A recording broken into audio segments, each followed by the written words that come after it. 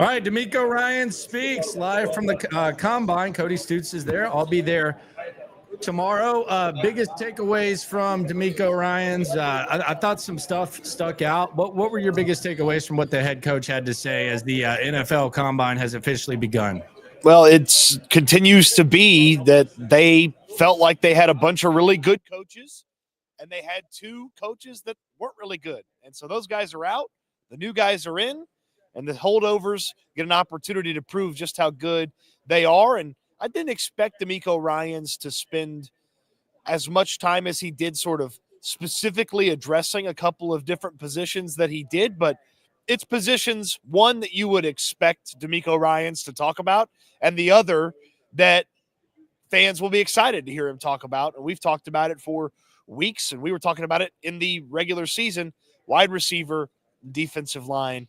And fans had to know he was going to mention the defensive line. Every chance he gets, he tries to mention the defensive line. He can be talking about how blue the sky is, and he's like, and it gets violent when it's stormy, just like we want our defensive line to be. Like, he will always slide in a defensive line thing, but they want to improve the defensive line. They want to improve wide receiver.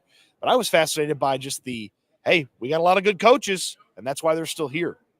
Yeah, let's talk about those remaining coaches, because DeMeco Ryans did bring that up. The remaining coaches with the Texans. Let's hear what DeMeco had to say about that. That was kind of a popular topic, especially when you brought in the new offensive coordinator and Nick Caley. Here was DeMeco Ryans talking about the remaining coaches live at the NFL Combine.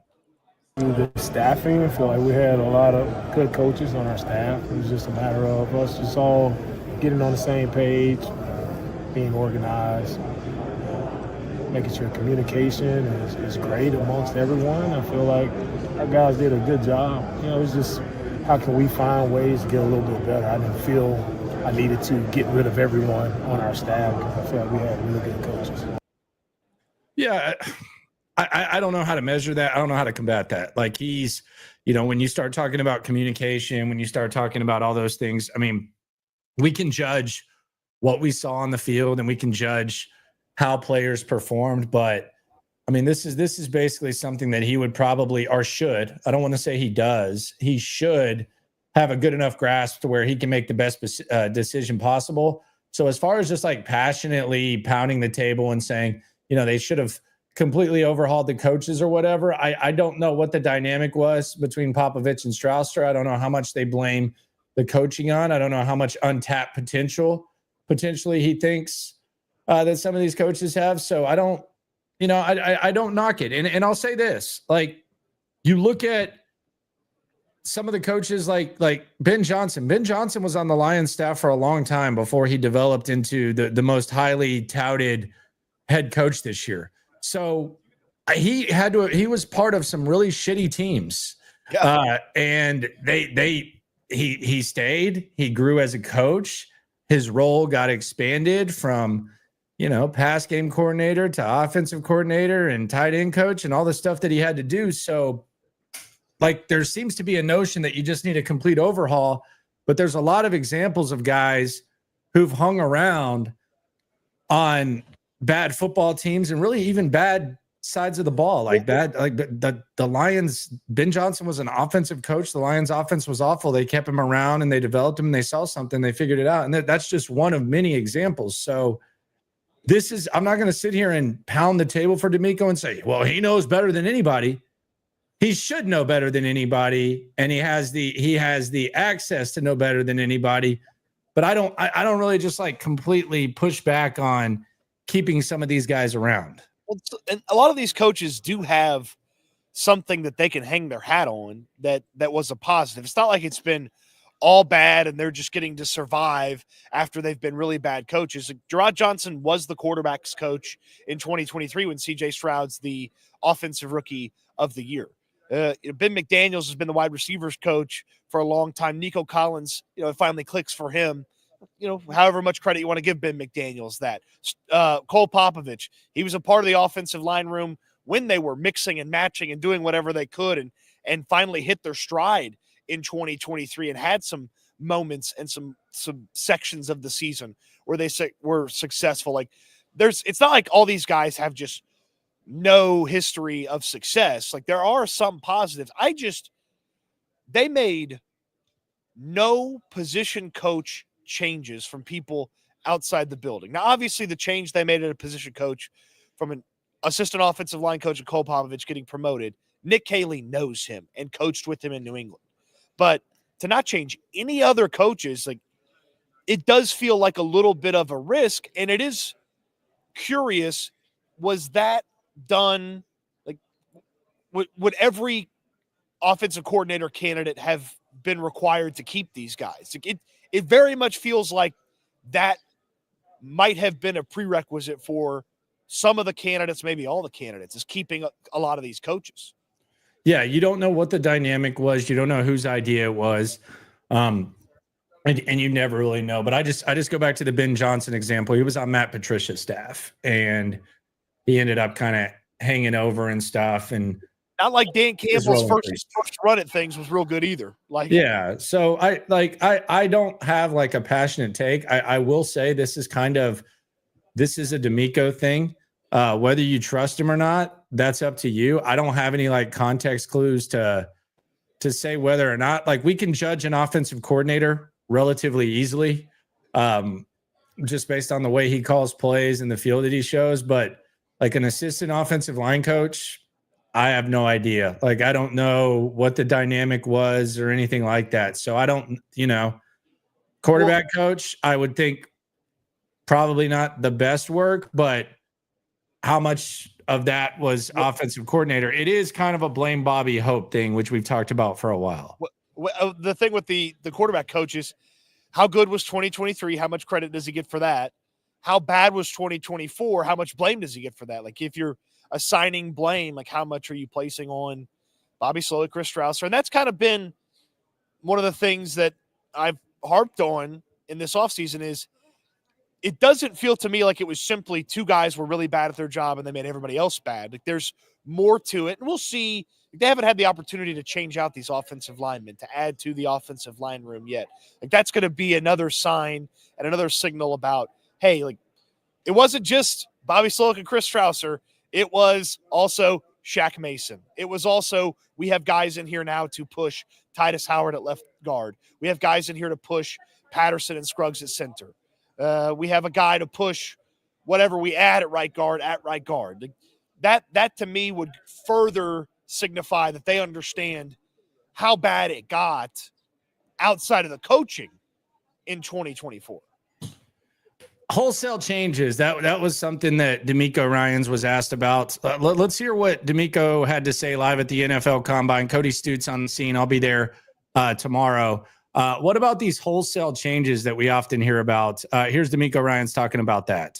Nick and hiring him, we had a really in-depth conversation on coaches. It was he had some coaches he's familiar with on our staff, and he was asking my input on coaches. So it's a discussion, and we had a long conversation on coaching and what those guys were capable of doing. And so I know we still have a lot of good guys on our staff. Nick knowing some of the guys, worked on some of the guys before.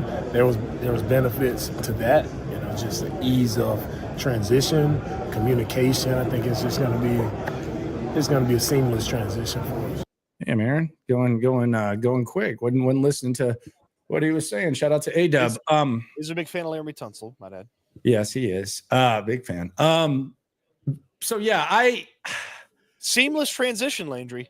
I don't know. There's not going to be any problems. Seamless transition because they kept these coaches. I mean, we'll see. That's what the head coach said. I mean, there's not going to be anything seamless if the offensive line sucks. And I think that's really, that was an evident problem. It was something that DeMeco Ryans was somewhat combative about during the season, or in denial. Not combative. I mean, he's pretty even keel, but I think he was publicly in denial, maybe not privately in denial, but publicly in denial. But there's a lot more transparency that comes with offseason DeMeco Ryans once the offseason approaches. And I think finally DeMeco Ryans, this is a big step. I think finally DeMeco Ryans is able to admit that there were multiple issues, multiple problems, and multiple reasons why the 2024 Houston Texans offensive line sucked. Continue to improve on the offensive line, as everyone knows. Like, we had some miscues there. I think, hitting the reset button will allow us to the guys we have, they played some good ball. You know, it wasn't all bad. Everybody had some bad reps here and there. O-line, D-line, a lot of guys have bad reps, but collectively, I think we can do a better job of just everybody being on the same page, hearing one voice of how we're communicating to the offensive line, and I think that'll help the guys that we have right now. Same page, hearing one voice, how we communicate on the O-line. What were those O-line meetings? Was Chris Strausser like throwing things at Cole Popovich, telling him to shut the hell up and like don't talk to my offensive lineman? And like, did Laramie have his headphones on while, you know, Titus was on Instagram because he doesn't have Twitter anymore? And what's going on? Like, I don't. One voice. Wait, you said Titus what? Titus was on Instagram because he didn't have Twitter anymore. He doesn't what? Titus doesn't have a Titus Howard Twitter anymore. Okay, there you go. Thank you. Okay, yeah. So like one voice. Who did Chris Strausser coach him one way and Bobby Slowick showed up at practice and screw everything up? Like vice versa. It sounds like that offensive line, and excuse or not, it sounds like it was chaos with that offensive line. I think the players played a part in it. The coaching played a part in it. The scheme played a part in it. And I don't believe it's as simple as, oh, well, new scheme. We'll talk to them better. They'll all be better. Like, I don't believe that's totally the case. But they seem to have some high hopes that Nick Caley and Cole Popovich are going to fix a lot of the stuff that Chris Strausser and Bobby Slowick screwed up. And they're putting a tremendous amount of faith. I have a lot of faith in Nick Caley. He was the guy that I felt like would be a great offensive coordinator choice for them. Cole Popovich, I'm not sure. Let's see. Let's see what that offensive line can bring to the table. Yeah, I think that the offensive line, like the theme that I'm getting, and I must Pandaline, she's saying, let's move on from the Bobby blame. He's gone. He's not here. Damn it, Bobby. And I would agree, but it does feel like whenever you listen, like it's very obvious. I don't know the music taste, and I'm kind of a generation ahead of most of these offensive linemen, but I think we have something in common. I think they're probably old school No Limit fans. Like they were big fans of Masterpiece, Silk the Shocker, and Mystical. I think they're really, really big No Limit fans just based on everything they say about their problems in the offensive line. Big No Limit fans. It's never their fault. Speaking of the offensive line. I'm so glad you explained it because I don't think I was going to get there without some context. I was running through. I was like, what? It's like, do I know any Mystical songs? The only thing I know about the No Limit Soldiers is they wrestled in WCW at one point. Yes, that's all I knew about them. It's a rough era. You know, I'm glad you got there. All right. Yeah. So what does DeMeco Ryans look for in an offensive lineman? I think this is interesting too. A lot of times when he says what he's looking for, he'll basically just describe the perfect football player. Yeah. One running back who can run between the tackles. He's tough. He's durable. He can help us in pass protection. He can catch the ball out of the backfield.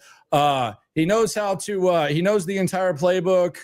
Basically, like our D linemen, we want them to be able to pressure the quarterback, stop the run, be disciplined, explosive, aware, all that. Like normally, he'll describe like the perfect player. But let's hear him describe the offensive lineman, because offensive lineman is kind of interesting because different teams look for different things. A lot of times it's kind of scheme dependent, like certain offensive linemen. This is football players in general, but this offensive lineman works good in this system. That offensive lineman looks good in that system. We don't know what the system is. We know it's the Houston Texans system, according to Nick Caley, Nick Caserio, and DeMeco Ryans. What are we looking for with offensive linemen, Cap? Offensive lineman, first and foremost, I'm looking at, pass protection. Like, how good is the guy in pass protection? And then, for everyone, for me speaking, offensive lineman, I want to see that grit. I want to see that toughness, right, that nastiness of how guys are finishing their block. Okay. That was the end of the clip. I didn't cut it that way. That was just I know. That was the FTP. Yeah. That was the FTP. I raised an eyebrow immediately when he just flat out pass block, because to me, there's a lot of veterans who've played football elsewhere. They're going to be free agents that can come in and pass block right away. Now I know we're at the combine and that's about rookies and young guys and draft picks, but you start the conversations with free agents here at the Combine, and my eyebrows raised when he just immediately said, I look for guys that can pass block. Because then I was thinking, okay, like, do you need a guy that's got a little bit of juice in both ways, or do you need nope, they want a guy that flat out bodyguard can pass block for them. They'll figure out running the football. And that made me raise my eyebrows. He's usually, like you said, overly descriptive and in totality of his description, but he just went pass block and mean. Okay, well, there's some mean pass blockers that are free agents. Well, it's interesting because that was the first thing he said, and I think that's kind of, if that's what he looks for, that's the elite trait of Laramie Tunsil. So I mean, there's a lot of things that you can be frustrated about. That's the elite trait of Laramie Tunsil. That's what Blake Fisher's supposed to develop into, is a really good pass blocker. Yeah. But I mean, I don't. That's what Shaq was bad at last year, by the way. Yeah, that's what he was. Shaq Mason was really bad at last year. Yeah, so you got to think about Shaq. I kind of thought about Titus. I mean, doesn't finish his blocks. Yeah, but the Laramie Tunsil potato got to get the hands off the defensive lineman. Did you catch the latest mock draft? I like to look at these. I've been looking at Jeremiah. Albert Breer actually wrote a really good piece that kind of combined the thoughts of Todd McShay and Daniel Jeremiah that I'm going to talk about tonight. I think it kind of gives like a clear picture of the Texans. There's some good news and there's some bad news from that tonight on the 10:30 locker room stream. But the Mel Kiper mock draft 2.0, and I just think this is interesting if this scenario plays out. He had the Texans at 25 getting Kelvin Banks from Texas, which I don't see how that happens. But if it does, I do wonder if that scenario happened, do they start him at guard and then have him as like a long-term tackle? Do they immediately start thinking about trading Tunsil? What does that look like if you bring in Banks? Because some teams actually like him as a guard because he's actually a really good run blocker. He struggled last year. Everyone talks about. I think tape deserves context. He was hurt. He was hurt for a long time, and he never really missed a game. Like, that's where, like, if you just put on the tape and stuff and you see him getting his ass kicked, it's like, well, I thought he was probably going to miss a lot of time after he got hurt, and he really didn't miss a ton of time. There was a little bit, but he wasn't necessarily healthy. But if they, like, let's say that they do draft a guy like Banks, like, what's the plan there? So that would be exciting because that's a big time talent that you didn't really expect to be available to you, and you shouldn't pass on a potentially great player like that. People talk about him like a surefire top half of the draft guy, and the production at Texas really good, and even this year still really good, and some of the games against some of the elite pass rushers that are in this draft still really good. And you want to talk about a pass blocker? I mean, I look for pass blockers. He could do both. And the thought of having your cost-controlled succession plan for Laramie Tunsil is really tantalizing to me. Like, that would be very exciting. Knowing that you're going to have 2-3 seasons of cost-controlled tackle play post-Tunsil, that's a pretty – and by the way, while Tunsil's here, Banks solves another issue on your offensive line. Like, that's a really exciting situation that I hadn't really considered because I didn't think a player like that was going to get to the Houston Texans. Yeah, and it may not happen, but I would think that would mean the end of Titus Howard because he's basically a younger option to do the exact same things, except you add in the factor that he could be a tackle of the future. But he could be an immediate guard. He can be an emergency tackle, and he's a tackle of the future. So I would think that if Banks fell, I think that would probably be the end of Titus Howard. Yeah, you could find some right tackle needy team, trade them Titus Howard. You save a little bit more money in a trade with trading Howard than you do releasing him, and go to work with Man, I'll tell you what, I get pretty excited about Tunsil, Banks, the centers fighting to the death, a veteran right guard, and Blake Fisher at right tackle. That left to right on the offensive line, I get pretty excited about that. Yeah, I would too. I think Cole Popovich have a pretty good time. Yeah, I mean, and that's just some of the scenarios that are thrown out there. It's mock drafts are a path. They're not a prediction. They're just a path. Thought process, just kind of a mind exercise. I thought that was an interesting one. But I think that we've talked too much about offense. We got to get back in DeMeco mode. We got to get back on the defensive side of the ball. Good old DeMeco, no O in DeMeco. We got to talk about them D linemen. Here's DeMeco Ryans talking about the defense. Add more defensive linemen. We'll see what that is, free agency or draft. We'll see how it all falls. I don't have one set answer of how we're going to fill those needs right now. It can come in a variety of different ways. And so looking to improve the D-line for sure as we go back and, self-scout, look at our season. I think we can definitely improve in the interior D-lineman department. We can get better there. Yeah, we can get better in the interior. I mean, I think that is as much of a health thing as anything. You got to get. How about not have two of the guys? How about not have two of the guys that were going to play defensive tackle snaps get suspended, and how about the other guy be healthy? You can get better. Yeah, and the other thing that he said in his national podium minutes before the local walk off with the local media types was, he talked about wanting to be 8 deep on the D line. He said, we don't want just 4, we want 8. We want to be able to rotate and kind of lights up a little bit when he's talking. It's hard for him to hide. How you can kind of tell when a parent has their favorite kid, and it's just the way that they talk about them. They say that they like them all. They say that they're all just as important. They say that they pay as much attention to all of them. But whenever they're talking about Jimmy's band recital or something like that, it's just kind of routine and obvious. And we're proud of Jimmy for doing what he did. It's taken a lot of work and blah, blah, blah. And then all of a sudden they're talking about Johnny. He's a good kid. All of a sudden they're talking about Johnny's all district football. Johnny, man, you should have seen him this one game. Yeah, Johnny, blah, blah, blah, blah, blah, blah. The defense is basically DeMeco's Johnny.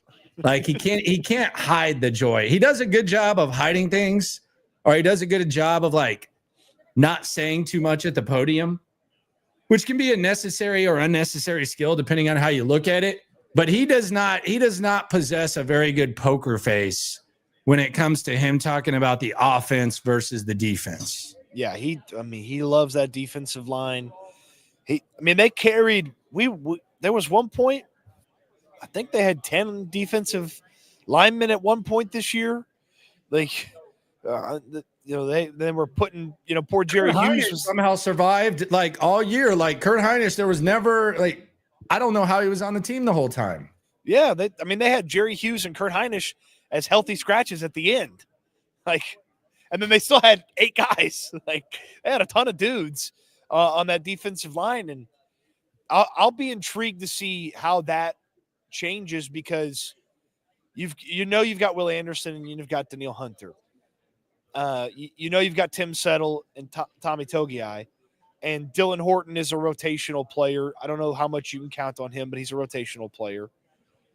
And then DeMeco Autry's on the team. Is he a cap casualty? Is he going to make the team? Or, is he going to stick around?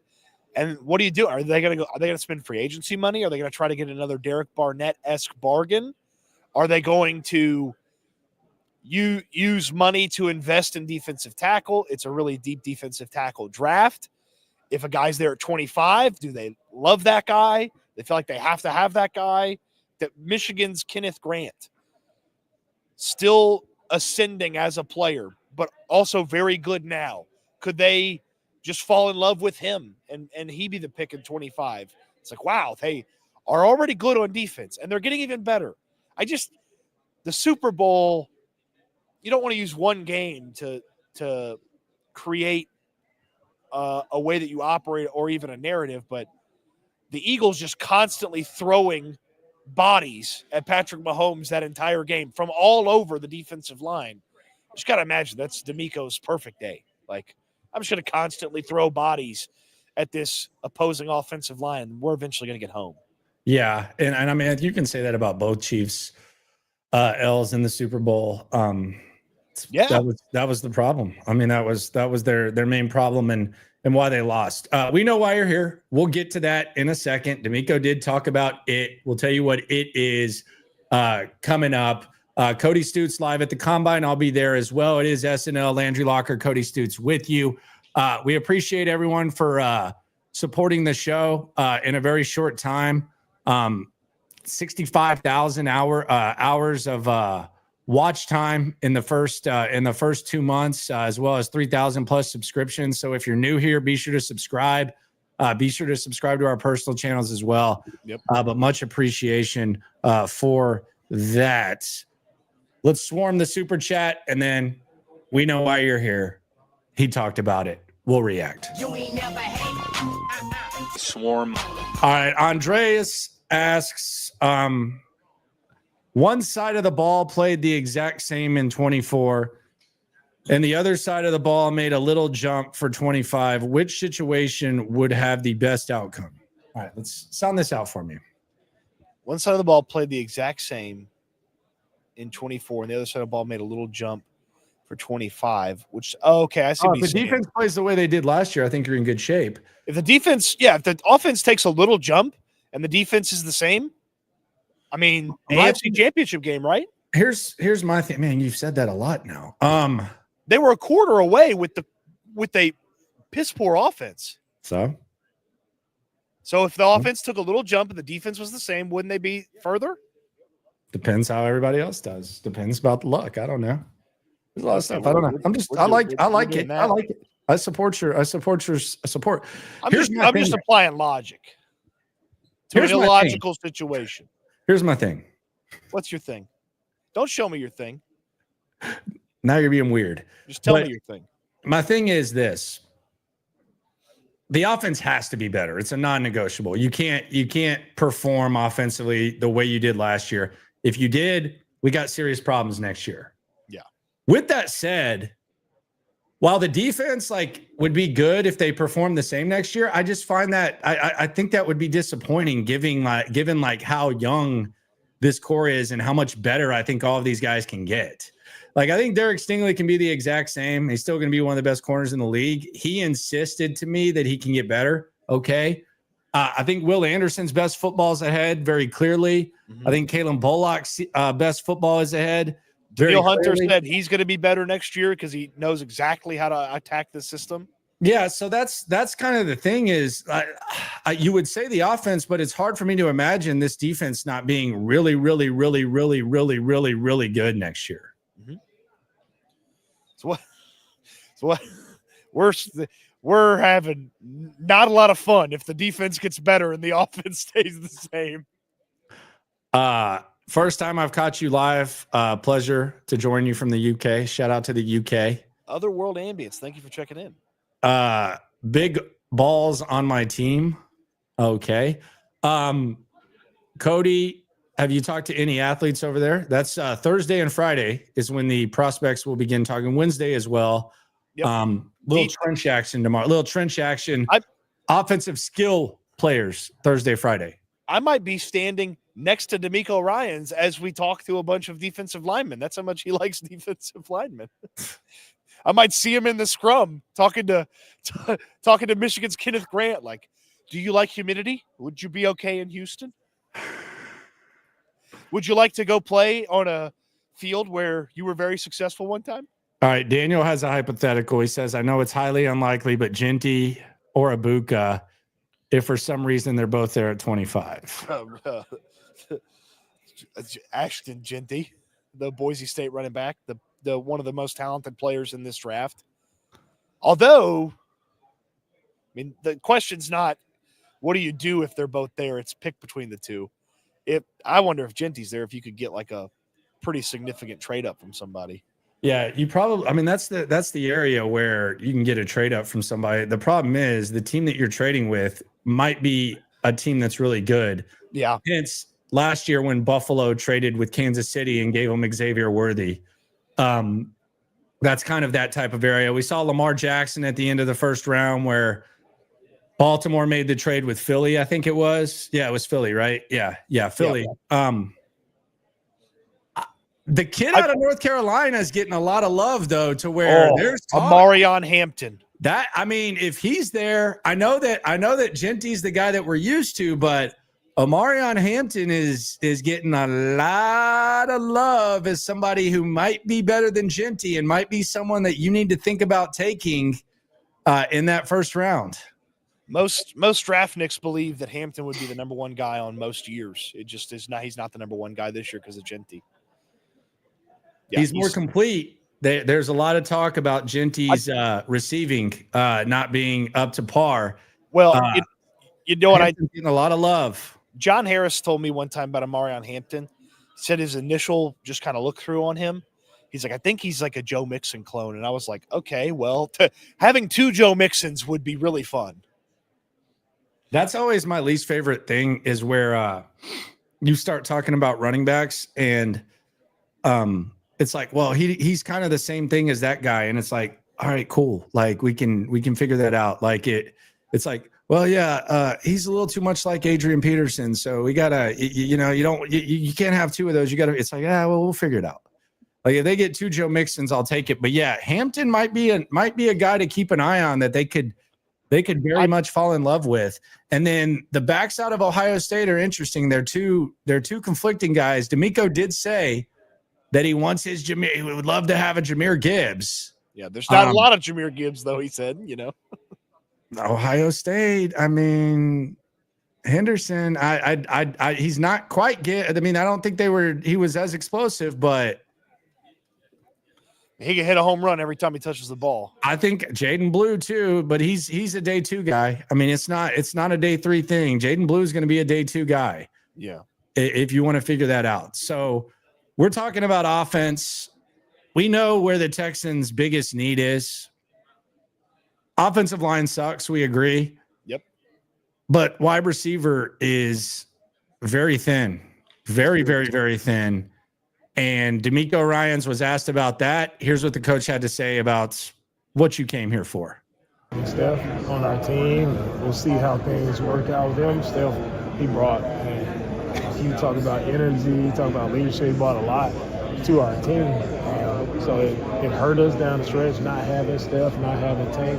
You need those playmakers, especially at the wide receiver position. Right? It just enhances your ability to be able to move the football down the field, to score points. So that is an area of emphasis for us, is looking at the wide receiver position. Okay. I would agree. Area of emphasis. the top. Now it's worth noting when sometimes he's needs, and then someone be like, well, what are the needs? And then it's like the needs. You just kind of have like a little we definitely have needs. We definitely have needs on our football team. Yeah, you're right. There's sometimes it feels like there's code words. Like area of emphasis feels like a code word from DeMeco Ryans for need. That to me, he's not going to tell you it's a need. He's going to explain it's an area of emphasis. And it should be.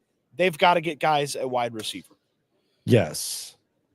They've got to get guys at wide receiver. And I say guys, plural, free agents, trades, rookies, however you get them. They got to get a bunch of them. Yes. Yeah. They're like a hell of a lot of them. And the running back thing is going to be interesting. I just think that, let's watch that second round, third round, day 2 type of vibe. It's there. It's there. The problem is, though, and there's going to be some teams that just think, okay, we can wait till day 3. I think once the running back run starts, it's gonna be hot and heavy. To me, it's to get the top guys. You're right. Once one flies, guys are going to be looking around in their draft rooms, do we need to make that pick now? Do we need to get that guy now? Even if you don't get one of the tip-top guys, one of the elite guys, there's still guys with discernible skills later. I'd prefer that earlier investment, but you could still find guys that have got, hey, I can use you right away. you're never going to be my star number one back, but you're going to consistently be a good football player for me. Like, there's guys like that to be found in the 4th round. Yeah, there's a lot. Teams were finding those guys in the 2nd round last year. It's like, but those type of guys will be available in the 4th round this year. Yep. But let's just make no mistake about it. DeMeco just can't hide his love for defensive guys. It's not possible. No poker face there. No poker face. No, I would relish the opportunity for him to sit down at the poker table, because he'd be like, I'm all in. It's like, okay, well, I'm out. See ya, coach. You got this pot. All right, so you're live at the combine. I'll be there tomorrow. Yep. What are we looking for tomorrow? Obviously, Caserio is going to speak. It'll be interesting to hear what Nick has to say. What else are we looking for tomorrow? The offense, if you're an offensive person, Thursday, Friday, front to back, just complete coverage on the scene. We got you covered. Yep. But what are we looking for tomorrow? I'm really intrigued too, because the Texans got a chance to talk to guys at the Senior Bowl who were seniors and some of the select juniors. But Caserio always mentions, the combine's a real chance to talk to the juniors who declared. So going to find these juniors who've declared at defensive line and go find them, talk to them. Hey, did you meet with the Texans? Because DeMeco fell in love with Will Anderson at the combine meeting. Like, he's never hidden that. And he talked about it again today. I meet a prospect and you can feel that connection. They made him the first personal after the combine. That's how in love he was. He couldn't quit texting. Yeah. So I'm wondering, is big Kenneth Grant from Michigan going to walk into a Texans meeting and DeMeco Ryans is just going to be, tell me more about when you kicked that offensive lineman's ass. Oh, yeah. Oh, Can you ask Nick, without asking him what it's like to draft a murder? Can you ask, and I know it was all his decision, and quite frankly, it was a good pick. I mean, it was a good pick. Let's be honest. It was a good pick. But in all seriousness, can you ask him, y'all always talk about getting to know guys and fall in love. How do you look past an initial, a bad first impression? Is there, and not set stuff in stone? Because New England was notorious for being able to turn guys into their kind of guy. And they did. Well, they fell asleep on his 30 visit. That was an old great story. How do you look past that? What makes you look past that? Is it a bargain type of thing? Is it the talent outweighs it? How do you look past maybe a bad first impression? Yeah, that's a good question. And not make it an end all be all. Right. So if I told you at 25 that the Texans were going to draft a running back, he was going to be better than Arian Foster. He was going to rush for over 2,000 yards. He was going to be regarded as the most charismatic, awesome dude, potential face of the NFL for the Texans, and go down as one of the best running backs of all time. What do I have to dislike about this? Well, and then 20 years later, he killed 2 people. Would you still make the draft pick?